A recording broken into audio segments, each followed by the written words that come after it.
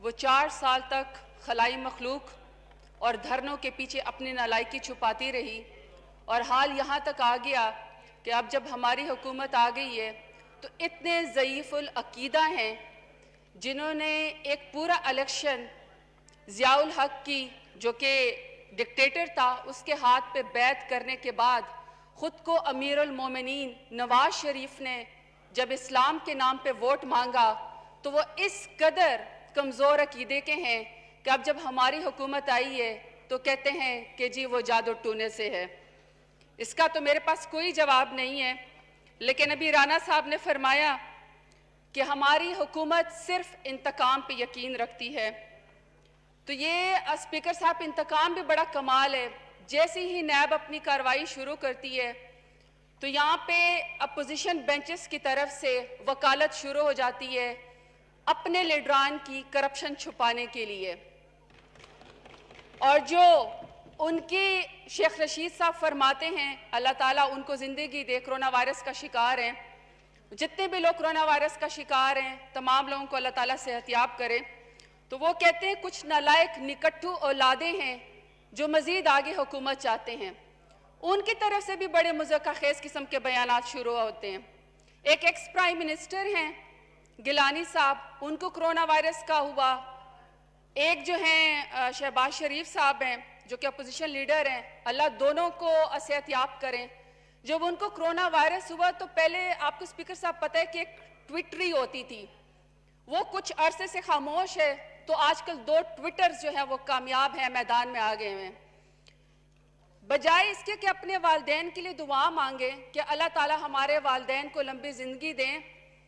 اس قدر وہ بے صبرے ہو گئے ہیں کہ ان کے والدین کو خدا نہ خواستہ وہ چاہتے ہیں کہ موت کا شکار ہو جائے، اور ابھی سے ہی انہوں نے اپنے والدین کے لیے قاتل ڈھونڈ لیا ہے۔ فرماتے ہیں کہ جی نیب،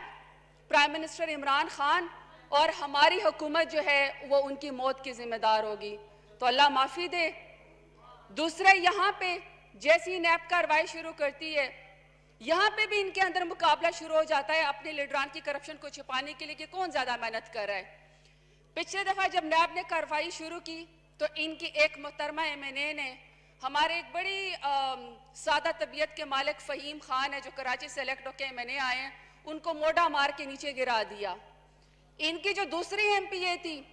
وہ باہر جا کے بے ہوشی کی، پنجاب کے اندر پتہ نہیں کیا واقعی شاید ان کو محبت ہوگی اپنے لیڈران کی کرپشن چھپانے کے لیے، وہ وہاں پہ بے ہوش ہو رہی تھی اور ساتھ بھی سامنے فرما رہی تھی کہ جی کیمرہ میرے اوپر رکھو تاکہ ویڈیو اچھی بن جائے۔ بہرحال وہ تو انہوں نے ہی ثابت کرنا ہے کہ کون زیادہ وفادار ہے۔ پھر دوسرا انہوں نے فرمایا کہ جی ہم نے 1999 سے لے کر اب تک ہم نے جی ہمارے پاس بہت اچھی بجلی تھی، لوڈ شیڈنگ نہیں تھی۔ تو میں پوچھتی ہوں کہ جب شہباز شریف صاحب CM پنجاب تھے وہ اس وقت پنکھا لے کے مینار پاکستان پہ کیوں جلا کرتے تھے؟ بجلی تو پھر ان کے اپنے دور میں بھی نہیں تھی، تو جب یہ چلے گئے تو کیا اپنے ساتھ بجلی کو بھی لپیٹ کے چلے گئے؟ دوسرا انہوں نے کہا کہ جی بیانات بدلتے ہیں، بیانات تو آپ کے بھی تھے، لاڑکانہ کی سڑکوں پہ گھسیٹوں گا، پیٹ پھاڑ کے کرپشن کے پیسے نکالوں گا، اگر بجلی 6 مہینے میں نہ آئی تو میرا نام بدل دیں، اگر بجلی 5 مہینے میں نہ آئی تو میرا نام بدل دیں۔ اب ہم سوچ رہے ہیں کہ آپ کا کیا نام رکھیں، لیکن اینی ہاؤ آپ نے کہا کہ آپ نے 5000 ارب کا جو قرضہ واپس کیا ہے میری حکومت نے، جس کا ہمارے سے تو کوئی لینا دینا نہیں ہے، آپ لوگوں نے لیا تو وہ کوئی بہت بڑا احسان نہیں ہے۔ وہ جو قرضہ ہے تو پچھلی حکومتیں بھی قرضہ لے کے اپنا واپس کرتی رہی ہیں، لیکن اسپیکر صاحب اعداد و شمار تو کچھ اور کہتے ہیں۔ اعداد و شمار تو یہ کہتے ہیں کہ 10 سال میں 40,000 ارب روپے کا پنجاب کا بجٹ تھا، اب پتہ نہیں اس میں کیا ترقی ہوئی ہے۔ ترقی تو میاں سلیمان شہباز اور حمزہ شہباز کے کاروبار نے ہی ترقی کی ہے، کیونکہ آپ جون 2019 میں پنجاب کو 9 خرب 153 ارب کا مقروض کر کے چلے گئے، تو یہ تو آپ کی پرفارمنس ہے۔ اسپیکر صاحب آپ جاری رکھیں جی۔ جی آپ کی عزت توجہ چاہیے، تو لہٰذا یہ کووڈ 19 کے اوپر تو سیاست چلتی رہے گی، لیکن میں چونکہ دنیا کا سب سے بدترین ورلڈ ریسیشن آیا ہوا ہے اور ورلڈ اکانومی کے اوپر بھی سب سے بدترین اثرات ہیں، بلکہ کہتے ہیں کہ 1930 سے لے کر اب کا ورلڈ اکانومی پہ سب سے جو ہے وہ بدترین ریسیشن ہے، تو دنیا کی تمام اکانومی بھی اس سے ڈپریس ہو رہی ہیں۔ ایٹ لیسٹ میری نسل نے یا مجھ سے پچھلی نسل نے تو آج تک ایسی وبا نہیں دیکھی، چونکہ یہ کووڈ-19 کا بجٹ ہے۔ تو اس کووڈ-19 میں اگر آپ دنیا کی اکانومی کے اوپر بھی نظر لا رہے ہیں تو ساری دنیا اس پینڈیمک بیماری سے لڑ رہی ہے، اور اس کے اندر جو سپر پاور ہے امریکہ، جس کی اکانومی بڑی طاقتور ہے، فگرز بتاتے ہیں کہ جی امریکہ جیسے سپر پاور کی جو جی ڈی پی ہے وہ اس وقت -2.4 کے اندر چلی گئی ہے، اور ان کی اکانومی میں سے 86 ارب ڈالر جو ہے وہ بالکل غائب ہو گیا ہے۔ جو دنیا کی دوسری بڑی اکانومی یو کی، اس کو بھی بہت طاقتور کہتے ہیں، اس کی اکانومی کا سائز 20% شرنک ہو گیا ہے۔ ایسے میں ان کے لیے اگلے سال کا بجٹ جو ہے وہ بوالِ جان بنا ہوا ہے۔ تو ایسے میں سمجھتی ہوں اسپیکر صاحب کہ میں اپنے پرائم منسٹر عمران خان کو سلوٹ پیش کرتی ہوں کہ کرونا وائرس کی وجہ سے جہاں اتنی تباہ کاریاں ہوئی ہیں، انہوں نے اس بجٹ میں فرمایا کہ میں غریب کے ساتھ کھڑا ہوں گا، میں مزدور کے ساتھ کھڑا ہوں گا، اور میں نیا کوئی بھی ٹیکس نہیں لگنے دوں گا۔ تو اس بجٹ کے اندر کوئی نیا ٹیکس نہیں لگایا گیا۔ دوسرا اسپیکر صاحب، یہ پوچھتے ہیں کہ آپ نے عوام کے لیے کیا کیا ہے؟ عوام اگر کووڈ-19 سے متاثر ہے تو آپ نے ان کے لیے کیا کیا ہے؟ میں یہاں پہ بھی سلوٹ پیش کرتی ہوں اپنے پرائم منسٹر عمران خان کے لیے کہ احساس پروگرام جو ایک غریب کا پروگرام ہے، جو ایک نادار کا پروگرام ہے، مزدور کا پروگرام ہے، بیواؤں کا پروگرام ہے، ایک کسان کا پروگرام ہے، جو کہ 180 ارب تھا، اس کو 805 ارب کر دیا گیا۔ اور اسپیکر صاحب اس میں سیلف ریسپیکٹ مجروح نہیں ہونے دیتے۔ جو بھی غریب نادار ہوتے ہیں اس کو کسی ایم این اے، کسی ایم پی اے، وڈیرے جاگیردار، منسٹر کے دروازے پہ یا ڈیرے پہ نہیں جانا پڑتا، منت نہیں کرنی پڑتی ہے، سوائے اس کے کہ آپ کو ایک ایس ایم ایس کے ذریعے اپنے آپ کو رجسٹر کروانا ہوتا ہے، آپ کی سیلف ریسپیکٹ کا خیال کرنا ہوتا ہے، فلی آٹومائزڈ ہے، اور وہ پھر آپ کو ریٹیلر کے ذریعے 12,000 جو ہے وہ آپ کے بینک اکاؤنٹ میں پہنچا دیے جاتے ہیں۔ اس سے زیادہ شفاف پروگرام جو ہے وہ نہیں ہو سکتا۔ دوسرا اسپیکر صاحب، میں دوبارہ سے سلوٹ پیش کرتی ہوں اپنے وزیر اعظم پرائم منسٹر عمران خان کو، جنہوں نے اس بجٹ کے اندر 69 ارب جو ہے وہ پانی کے پروجیکٹ کے لیے جو ہے وہ مختص کیے، جس کے اندر پہلی دفعہ جنرل ایوب کے دور کے بعد آج پہلی دفعہ دیامر بھاشا ڈیم، محمد ڈیم اور داسو ڈیم جیسے بڑے بڑے منصوبے اس کے اندر بنیں گے۔ اور میں جانتی ہوں کہ یہ اس کو اپوزیشن نہیں سمجھے گی کہ یہ کتنا بڑا معاہدہ ہے، کتنی بڑی جو ہے یہ پانی کو جو ہے وہ اہمیت دی گئی ہے، کیونکہ پاکستان اس وقت واٹر سٹریسڈ کنٹری بن چکا ہے، اور پاکستان میں پر کیپیٹا جو پانی ہے پر پرسن وہ انتہائی کم ہو چکی ہے، اور اس کی وجہ سے اگر ہم نے یہ ڈیم نہ بنائے، جو کہ آج پہلی دفعہ اس کی لیے رقم مختص ہو گئی اور یہ ڈیم بننا شروع ہو گئے، وہاں پہ ہماری زمینیں بھی سیراب ہوگی کیونکہ ہماری واٹر اکانومی ہے، ہماری انشاءاللہ کسان بھی طاقتور ہوگا، روزگار بھی ملے گا اور بجلی بھی بنے گی۔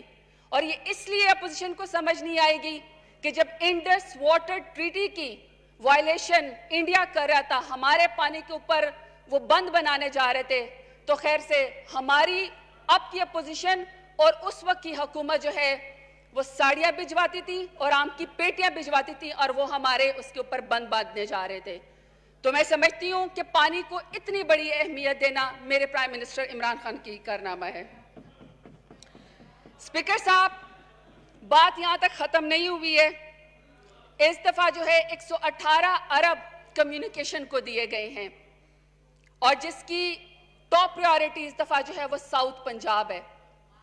اور اس ساؤتھ پنجاب میں فخر کرتی ہوں کہ میرے ڈیرہ غازی خان کے غیور عوام نے مجھے منتخب کر کے یہاں پہ بھیجا، آج ان کے ووٹ کا حق ادا ہو گیا۔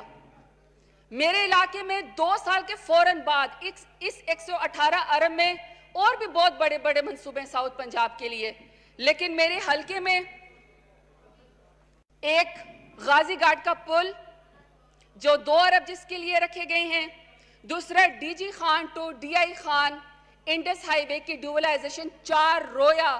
سڑک جو ہے اس کے لیے 53 بلین رکھے گئے ہیں.